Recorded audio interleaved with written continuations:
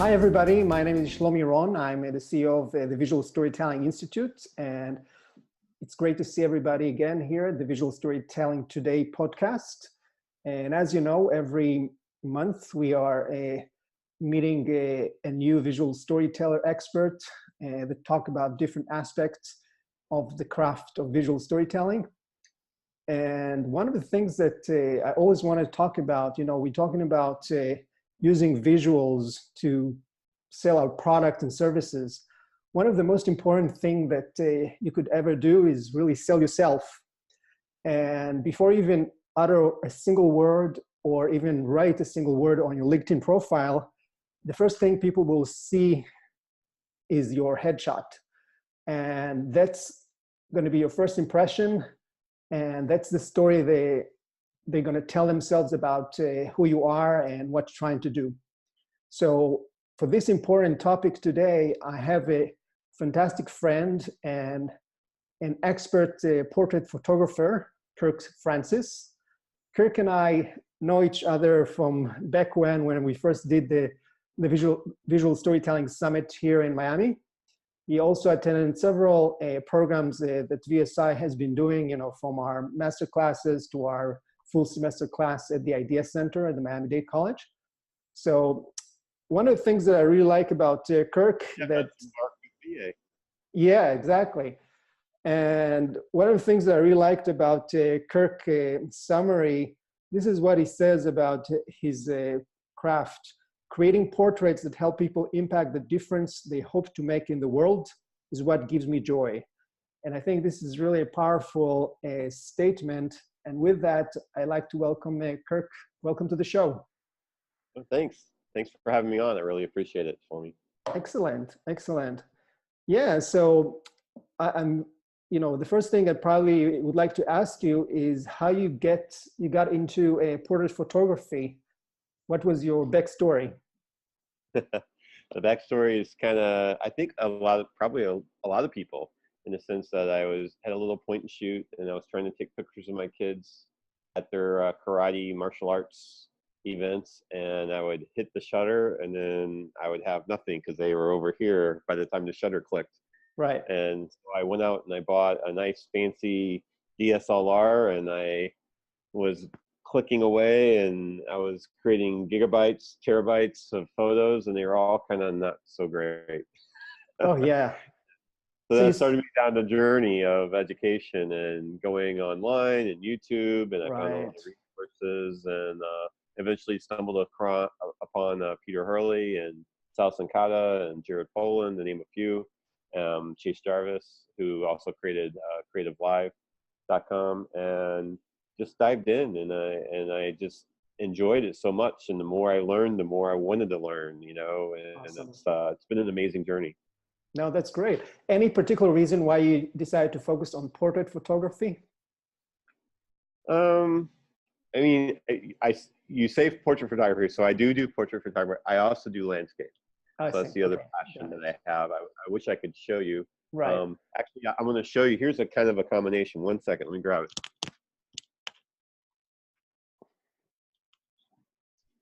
So this is a combination of kind of portrait with landscape. Oh yeah, definitely. And so I love to that as well, as mix the landscapes in with the portraits. But that's awesome. I have a passion for both. I like people. I think people are it's amazing when you actually read online and find out. I think it's within our DNA, because I just recently did a DNA test. I think we're all separated by less than 1% in our DNA. Yet there's so much variety, right, among all of us. So I guess that's part of what I like. Awesome. I like to hear people's stories. I am truly interested in learning about other people and their story. So speaking about stories, one of the common practice here at the Visual Storytelling Today podcast is I always ask my guest, what is your definition for visual storytelling? My definition of visual storytelling is basically trying to communicate a feeling, a story, through just pictures and not necessarily words. There's so much that you can communicate without ever even saying a word. And I think back, I can't remember who had the video. It was a video, it wasn't Uh-huh. stills. And the video was about a couple of men sitting in an airport, and they were eating rolls. And the one guy who looked kind of not so well-to-do was eating the other guy's donuts and Oh biscuits, yeah. and he kept eating them and kept eating them. And then they got to the very last one, and he went to go grab it, and the other guy grabbed it first, and he's looking at him really scowling, like, "What are you doing?" And then the guy that he thought was stealing his biscuits broke it in half and gave it to him. And then he left to go catch his plane. And then the guy that thought his biscuits were being stolen decided, had his phone call for his plane. He went and grabbed his bags. And then Right. there's his bag of biscuits. So he had been actually the guy stealing the biscuits. I mean, and think about the story there. And it was amazing Right. that all of that was done without any words, anything Absolutely. said. So it's an amazing thing. I guess that's kind of my definition of visual storytelling. There's so much to tell that if a good visual story, you don't have to use words. Absolutely. No, I totally agree with you. And especially the kind of work that you're doing is really fascinating because you are selling, the most important story, which is, people's stories, what's behind the face, even before, people had a chance to read about a person.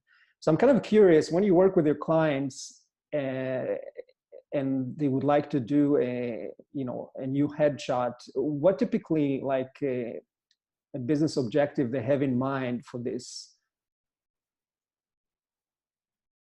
What is my client's objectives usually? Yeah, yeah. Typically, what type of Most of the time, it's just basically stepping up their game, uh-huh. and sometimes I think they don't even know what that means. A lot of times, Mm-hmm. I know one of my clients. Actually, he's pictured right here. Uh-huh. Adam Passetti.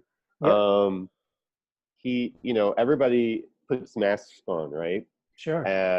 And they're fearful for putting themselves out there, how they really are. And what I was able to do with Adam was get him build up his confidence and his comfort in front of the camera, and kind of let himself out and be the person he wants to be in that photo, and have that photo actually help portray how he really wants to be portrayed. And sometimes Got people it. are fearful for letting that out.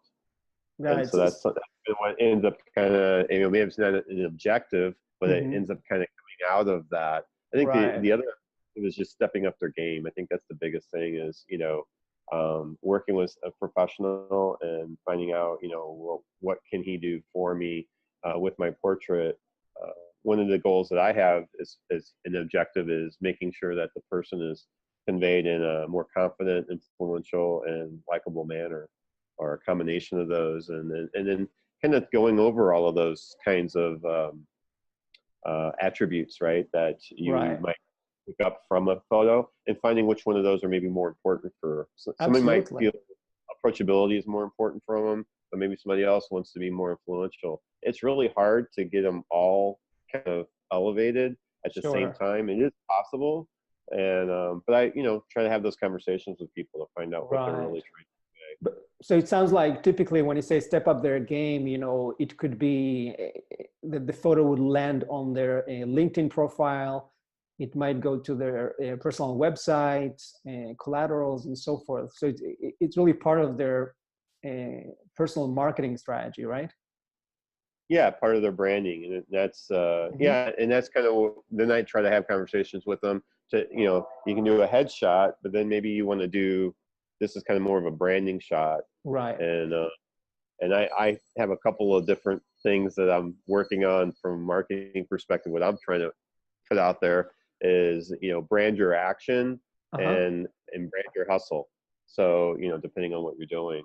And I think it's really important to portray somebody in a portrait that really communicates who they are. If someone's very spiritual, maybe I just actually did a portrait of someone, and he's a spiritual individual, Uh-huh. and I don't know if you can see that, Yeah, yeah, yeah. but it kind of convey. I mean, what does that convey about this person, Yeah, it right? looks like he's holding his hand against his heart. So I guess, yeah, And he's kind of bowing a little bit. He's got his eyes right. closed. So Hmm. it conveys he is kind of a more mindful, spiritual Yep. type of person. It shows that, if you look closely, you can tell that he's Jewish. Got it. Um, you can pick up on that as well, as far as even Right. wardrobe. So And tell me, definitely, now they understand a little bit about, the business objective of your clients, the need to step up their game and to kind of create their own brand, so to speak. So can you tell us a little bit about how the end-to-end process looks like?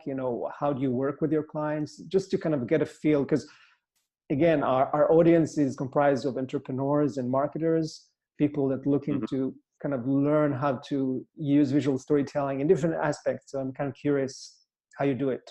Yeah, I think it kind of depends on what they're kind of signing up for Uh-huh. initially. Some folks are strictly signing up for a headshot, and that's all they're looking for. Right. And that kind of a process, again, we still have those conversations on what are you trying to convey, what's really important for you in your headshot, and then it's basically just kind of setting them up. I prep them with a few videos that I link them to. One of the other very important things, again, has to do with the concept of what are you trying to convey. I mean, maybe you're working in the holistic area, so holistic harmony is something you want to communicate. So maybe take a look at,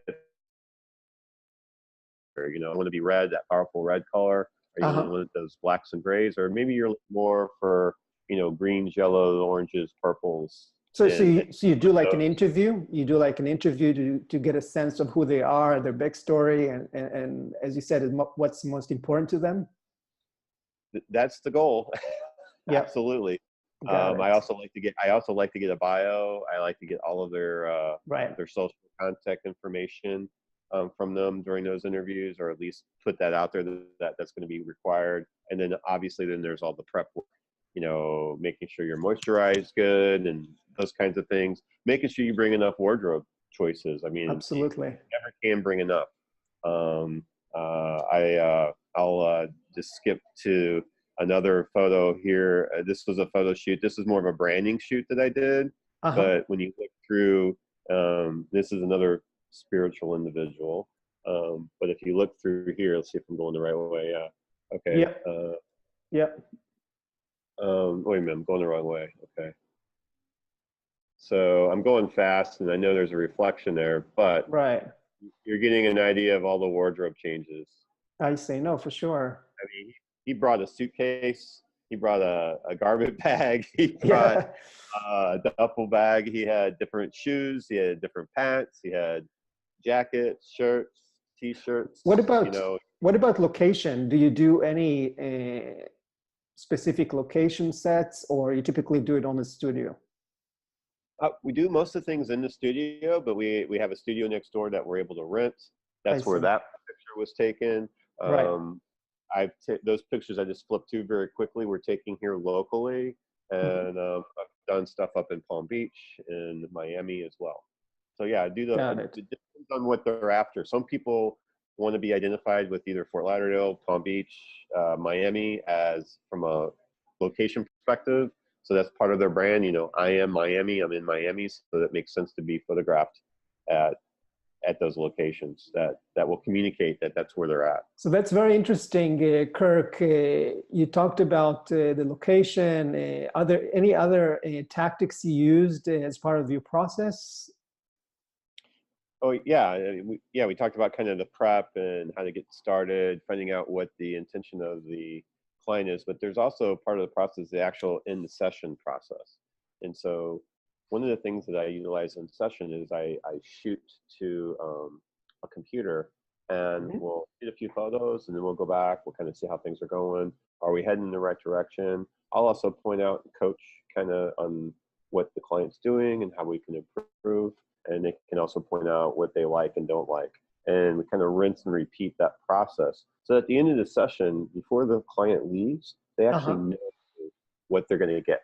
They're going to have, we're going to edit together the pictures down, and they're going to select their selected images that we're going to deliver, send them to retouch, and then deliver them digitally from that Actually, point come to forward. think of it, you actually did a great job doing my headshot. And I remember at the end of the session, you actually ended up with about 30, 40 pictures for us to look at and kind of compare and contrast and pick really the top winners. And then from the top winners, you kind of create almost like a book, right? Right. And then the other thing that's important, if you may not remember, but that's the reason why I mentioned in the beginning, I asked for their bio, for social Right. media links and stuff like that. I actually embed that in the metadata of their images. So when they do get delivered, all that information is going to go with them. So wherever they might use those images, that information can be picked up and direct folks to their bio, to their other social links, wherever they may post it. And so that information stays with the image. Unless, obviously you can strip that out, but it's ideal to have it embedded in there on your original image, so that when somebody, you're going to go speak at a conference, you shoot them a photo. In that photo, it has all the information already included in it, almost kind of like a business card. So this is also very good for SEO, right? Like if you put those images online. So right, it's going to help with SEO as well. Correct. Got it. Cool. So now that we understand a little bit about your process, do you get a sense of how success looks like? How do you measure success of successful photos? Do you get any feedback from your clients? Yeah, wow. Definitely get some feedback from the clients. Usually it's a matter of, like, I just actually got a phone call today. Uh-huh. And he's like, "Oh, I'm getting great feedback. You really taught me a lot about photography. There's a lot more to it than I thought there was." Right. His suggestion, and I'm going to take it, is a very good suggestion. It says you should be posting, pictures every day if you can, and just put a few sentences on, what are the eyes saying? What's the mouth doing? What's the pose doing? What's the lighting say? What's the color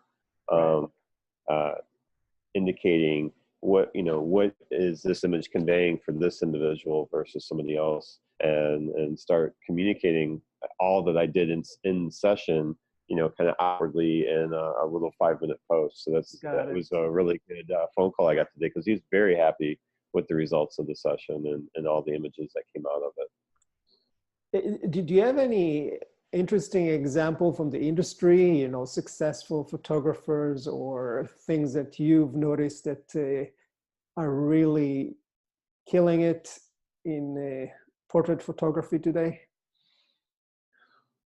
Really killing it. I don't know. I mean, that's a tough question, because I'm not sure, because everybody has, where did it go? I don't have it right here in my hand. Yeah, here it is. Everybody's got one of these, right? Right. Everybody thinks that they're a photographer, and there's a lot more to it than just having a camera. Yep. If you're a author of books, or you're an attorney, I have Word on my computer. That doesn't make me attorney or a writer. Sure. Correct. It's the same kind of concept. So, but I think that is one piece of my business that I'm wanting to work on, in the sense of what is the metrics to measure the success Right. of how do you attribute any success that they may have to the new image that they have, the profile image or a cover photo. I'm not exactly sure how to do that. One of my clients is a scientist, and he was actually quite interested in that aspect of it, is how do you measure it? I mean, because if you're looking at the audience, you have to know who the audience is that's judging this photo, and then what are their feelings towards it, and how is that impacting them, and how is that moving them to decisions that they may or may make. Yeah, because I think, going back to what you said earlier, I think, if you look at the very simple use case of a LinkedIn profile, and if you do a good job for a client, and all of a sudden you start getting more LinkedIn invites, or there is a higher engagement to the content they publish, these are all indicators maybe for more openness. So many factors involved with all of that. That's the how can you? It's hard to make that correlation. That's true. Maybe they're posting more often. Maybe they're involved in an engagement group. Absolutely. It's really hard to actually measure. Right. I think it's just. I think I don't think anybody could argue that it's definitely a formula for success Mm-hmm. to have a professional image like some of these here that you see Yeah. behind me. One of the things I was going to share with you is, you tell me. I took a little bit of time and I went out and I dug up an old headshot of mine, um, and and this is on the level of being quite embarrassing, right? But there's a picture of me. Uh-huh. I got my Yep. camera. You know, got my hat on. I always wear a hat. I protect my head for Yep. definite reasons. That one's not too bad. This So was actually this these is are these are all you did them using your smartphone? no. These are all done with a professional camera, but these are Got done. it. Now this one I'm going to tell you, this is the one I ended up going with. And what's interesting is when you look at some of these older ones, and you Right. look at the eyes. This is something that I've learned, right? Is trying to get that confidence factor up. And when you're like Mm. this and you're really scared, you don't have. So part of success in these is that my eyes, and see right here is called, it's maybe hard to see, but I'm doing the schmile. So I'm smiling with my eyes and my mouth. And so that's probably why that picture worked really good. But then, Mm. and then this is my new one. Yeah. And It's more I, artsy, I would say. yeah, it's artsy. It fits more. It fits more in who I am and what I'm doing, right? And Right. that's part of what you want to communicate in your image. Is this guy an artist or is he a business guy or what is he? And I would say definitely this is more of an artist Absolutely. versus this guy here. Yeah, this is like more an accountant, I would say. Right. I mean, one of my favorite jackets. I still wear it. You'll see me wearing that. Yep. I wear different hats. But it's and how do you measure that? I mean, do I have more engagement because my photo? I mean, I have to tell you. I mean, It's a full maybe package. I should maybe measure it. I mean, I get invites and people will tell me, Uh-huh. I sent you a connection request because of your photo. Yep. And it has happened. And so then the question is, how many people are doing that aren't actually overtly saying that to me?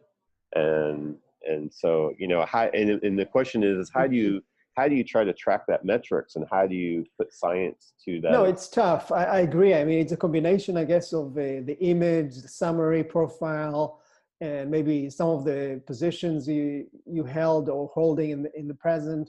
It's a full package, but I think a lot of times to our discussion today is that when you look at the headshot, you already have you building preconceived impressions about who that person is based on your previous bag of experiences that you carry. You met a character like this one, so it triggers something in you to say, hey, I know this type of person. It must be fitting some certain profile in my head. Doesn't Right. mean it has to be true, but most people Yeah. operate like that. Well, no, and there's a lot of science behind. There's actually a lot of science. There's a lot of study. There's studies out there actually saying how profile pictures don't indicate how the Yeah, person actually is going to be. right. Uh, and I think there's probably more, and that's actually one of the things suggestions that I do have when I do talk to clients is be as authentic as you can in present your image because. When you do show up and people find out that image isn't representative of who you actually Absolutely. are, you're going to have some credibility issues potentially. And the things that these are very subtle. It's not a credibility issue like the person's going to be like front thinking, oh, I don't know if I can trust this guy. It's all built way back in our monkey Yep. brain, right? Yeah, It's all yeah, happening yeah. in the back, and the fact that um, the mind can. I think it was. I can't remember the name of the anthropologist. I can look it up here in just a second. But there's an anthropologist, and he says that there's up to I think 250,000 facial expressions, Oh, wow. and our brains actually can recognize those. Yep. Right? We can see the differences, just millimeters, maybe even smaller than that, from the movements. And so I just I wonder if how much of that does get communicated through that image. And then when So there's a mismatch, you know, how much is that communicated to the person's brain? And it's all kind of on a more of a subconscious level than a conscious level. yeah, I'm a great believer in the concept of visual grammar or visual language, that especially, you know, when you look at portrait photography, I think I'm looking at the photos behind you. Mm-hmm. These are all photos that basically, you know, has some sense of language to them. You know, the way that lady, for example, tilts her head to the right. I guess it's different from the position that you are in the photo on top, where you're looking straight ahead. Right. So right there, you know, the position of the head has some messaging Oh, coupled. definitely. The other thing I'm very careful and Yeah, one of the areas that I really focus on, believe it or not, is the camera height. right. Camera height can, if I shoot from a low angle, I'm Yep. going to make something look more powerful. If I shoot down on them, I'm going to make them look weaker. Yeah. Yep. And so, and then even your chin height up or down can have an impact on how well your confidence is. I mean, she's got good eyes, Mm-hmm. and I think she's got a good smile here. So she's got a very confident look. Right. And I think she's got a little bit of a smile, so she's approachable. People, usually it's your mouth that's going to indicate your approachability, and your eyes are going to be confidence. Actually, eyes are confidence and approachability, because you can schmize, right? You can schmize Yeah, with your yeah, eyes, yeah, yeah. No, and absolutely. So that's what I'm talking about. I mean, there's so many factors here that you need to kind of so shape, you know, the position of the head, the position of the camera, the lighting. All these are coming together into communicate, as you the said, you final know. image. And so the question is, how do you, back to that question, how do you measure that success of, is that a Right. successful image or not? And that's, I don't know. I don't know exactly how to do that. So that's a good question. I need to present that to a lot of my own peers and find out, how do you, determine the success of an image and how impactful it's been for your clients. I think it's probably has to do with, you know, what they're trying to accomplish in the first place. So if they tell you I need a headshot for my LinkedIn profile, it's different from I need a, you know, headshot for a brochure I'm working on. So it really depends on the context. Context is always Right. a critical determinant. So based on the context, I think you might argue that, you know, if we can take again back to the LinkedIn use case, that if you have a very crisp LinkedIn profile that is full of great information, both about yourself and the content that you're sharing with the community, and on top of that, you have a really professional headshots and maybe interesting cover image to go along with it.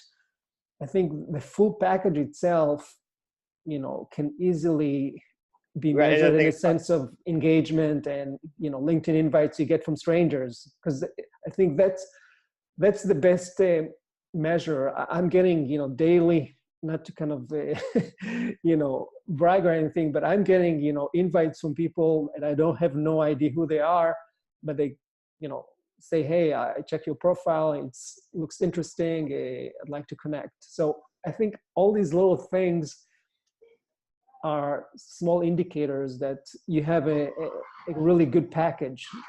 right. And I think that is the thing. I mean, is part, you got to make sure you have a good headline. You got to Yeah, have a profile photo. It makes yeah, sense to make use of that cover photo. It's a lot of real estate up there. So you got to yeah, make sure you're using that. And then you need the words that go along with it, and right. really utilize that headline words as well. So as you said, the whole packet. I mean, if you have no image out there, I think it's real difficult for people to, Yeah, first thing they're going to see, they're not going to read the words until they see the picture. The picture is what's going to draw them into the words. absolutely.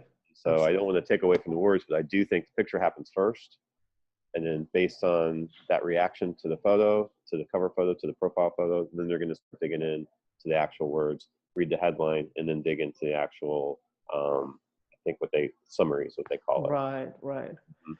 So now that we got a little bit of an idea into the mechanics of what's going into creating a successful portrait photography, I know it's really a huge topic we can spend a lot of time on, but where do you see like this whole discipline is headed in the future? Visual storytelling harnessed to create effective, compelling portrait photography or any marketing photography for that matter. Well, I think where it's going in the future is that I think Brad Pitt. I wish I had the tear sheets of Brad Pitt. Peter Hurley has a video out there, and I'll see if I can't get you the link to that, where he's going through. He's showing a picture of Brad Pitt before whatever. I don't know who coached him, how he learned it. It's like Brad Pitt got on the program. Here he is before the program, and here he is after. And the reason why I mentioned Brad Pitt is that we're all almost actors out there. Look at us right now. We're doing video, right?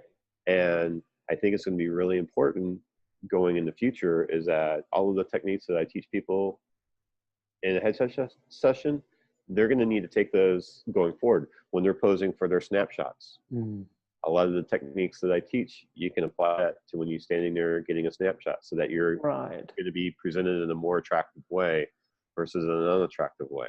All these things are transferable. So as we become more social, as we're doing more video, and if you can take those techniques and apply them to every single aspect of your life where you're being seen, and it's, if you read anything right now, it's a lot of it has to do with personal brand. It doesn't matter if you have a job with a corporation.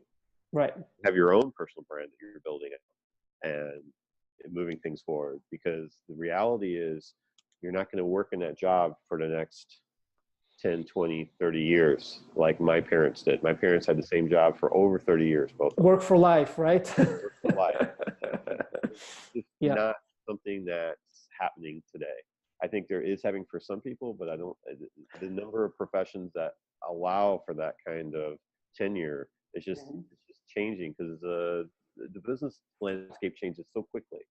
No, absolutely. And direction of organizations change so quickly. You have to be prepared for that. So I think more and more people, and that's the reason why LinkedIn is so popular now, are getting on this, building their personal brands. And part of building their personal brands is learning about the visuals that they have and that they're presenting out to the world. And I think as, that kind of trajectory happens, we can more of a, what do they call it, like a freelance word for it. I don't know if it's freelance economy, but you understand what I'm saying. It's more almost the gig economy. That's what it is. So more of this gig economy, I think is going to become more and more prevalent, that people are going to be concerned about their personal brand and what kind of brand are they putting out there to the public. Well said. Yeah, no, I totally agree with this. It's definitely something that anybody needs to, address beyond the business they are leading. It's all about, because at the end of the day, they need to sell themselves first and then the product. So right, and they're their product. And one of my goals, and the reason why I'm here right now, is I'm wanting to elevate. I want to become one of those thought leaders when it comes to portrait photography, first impressions, and what all this means to the individual. And so, if you're wanting to become a thought leader, you got to be seen. You got to be, absolutely. People got to see your picture and understand your story, or have that shtick, whatever that shtick is that you have, and develop that further, so that when people, oh yeah, I remember that guy, get out there and be seen, and not be afraid to go out on video and do, interviews like I'm doing right now. So that's absolutely. So to kind of wrap up this great interview, I want to ask you, because again, the audience is really comprised of marketers, entrepreneurs, and if we need to summarize, maybe your top 3 tips for maximizing first impression in photography, what would you say? Maximizing first impressions. I think the first thing is to be authentic. Authentic to yourself. I just shot a picture of my chiropractor, and he always wears a vest and a tie to work every day. And what should I wear? You know, and he's like, he doesn't want to wear. I think we might have taken a few jackets pictures, but he wears a vest and a tie every day. That's what he wears. And so and I said, if that's what you wear, that's what you need to be.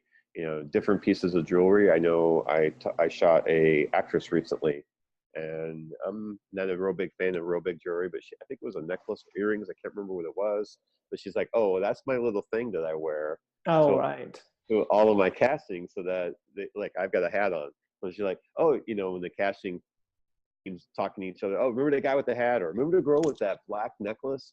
And so she's like, I want to make sure that I have that black necklace, you know, pinned it in all of my headshots, so that when they're paging through the headshots, they're like, oh, that's the girl. That was the one I was talking about. So And that's so, like her signature gimmick that she yeah, her has. signature gimmick, right? So I have a hat, she's got a necklace, whatever it is. Make sure Got my it.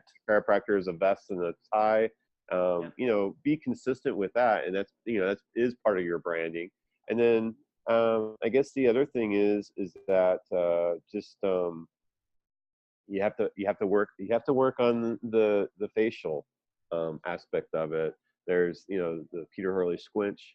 Oh, yeah. Um, I'm going to call it Peter Hurley squinch because I think he even trademarked it. There's, or, you know, maybe it's the Tyler is it Tara Banks? Did she call it the schmize? Mm-hmm. And then you got the mouth. And so, you know, trying to work and putting that all together. And like I said, the good example is take a look at where Brad Pitt was, and then he was consistently. I mean, every time you see him, he you know, he's on point on his look and how he is. And so I think it's you know, learning all of that and then being able to present that not just in the portrait session, but throughout your engagements, and learning how to use that on a daily basis. So it's more about the behavioral aspect of how you position yourself out there in the world. Absolutely, yeah, for Yeah. sure. It's quite important, you know, making sure, you know, like I just gave a talk to So basically, you're saying, you just imagine you have a hovering camera, you know, following you everywhere, even though there's no camera, but you just need to be in a posing mode.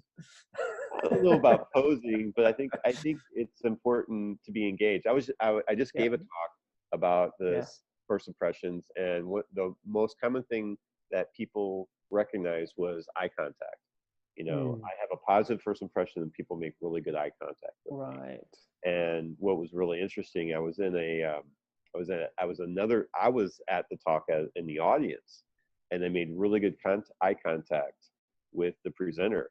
Such good, like, he actually came up to me after the talk and said, "You're one of like 5 people that I actually felt like I connected to Oh, out of wow. 50." And so, you know, That's I was always great to I hear. wasn't like, you know, I wasn't, you know, on my phone and, you know, looking around. No, I was there. I was present. I was focused on what he was doing. And, you No, know, and that's that's all important. kind of what we're trying to do here, right? We're trying to Yeah. make good eye contact, being present, showing us in our best mode, and then learning how that impacts people, and then being that way going forward. You No, know? that's a great lesson. And I think it kind of transcends, you know, portrait photography. It's just, you know, the big message of being yourself, keep it real. And with Authentic. people, Authenticity. I mean, yeah. if there's one thing that people can see through in a matter of a Hmm. split second, it's inauthenticity. I mean, I Right. think people pick up on it right away. That's awesome. All right, Kirk, this has been a fantastic chat, and with ton of information and tips for our audience about portrait photography and how they can really maximize first impression. Really want to thank you so much for your time today. And if anybody wants to reach out to you, how can they do that? The best way is my website. It's www.kirkfrancis.com. So it's KIRK, like the Captain Kirk of the Star Trek. And Francis like the Pope. So I say Captain Pope. So KIRKFRANCIS. And Awesome. I'm soon to have, I don't have it there yet, but soon to have a newsletter sign up. So be sure to sign up for the newsletter. Our first one that we're polishing off right now is going to talk about color theory. And so what do the Awesome. different colors talk, how do they speak to you? Like this is, it's kind of hard to see in the lighting here, but that's purple. So purple is imaginative, creative Right. color. Black is going to be more of a formal trust color, dark blues. Greens kind of Oh, that's awesome. like a harmonies, and then yellows are happiness, and reds are power. So all these different colors kind of speak Yeah, languages to people, and they pick up on it psychologically.